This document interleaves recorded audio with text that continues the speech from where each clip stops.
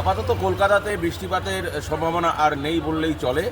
তবে দক্ষিণ চব্বিশ পরগনাতে আজকেও বজ্রবিদ্যুৎ সহ বৃষ্টিপাতের সম্ভাবনা রয়েছে।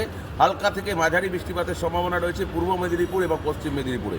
এছাড়া পুরো বঙ্গেই আর কোথাও কোনো বৃষ্টিপাতের সম্ভাবনা নেই।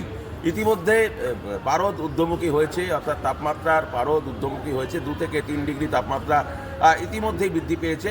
আরও 1 থেকে 2 ডিগ্রি তাপমাত্রা বৃদ্ধি পেতে পারে। বেলা গড়ানোর সঙ্গে সঙ্গে তাপমাত্রা বাড়বে। তবে সকালের দিকে যে কুয়াশার দাপট ছিল, সেই কুয়াশার দাপট ধীরে ধীরে ধীরে ধীরে ক্ষীণ হতে থাকবে। এখনই কিন্তু বলা যাচ্ছে না আবার নতুন করে যে পশ্চিমী ঝঞ্ঝার ফলে যে বৃষ্টিপাত, সেই বৃষ্টিপাতের সম্ভাবনা একেবারেই নেই।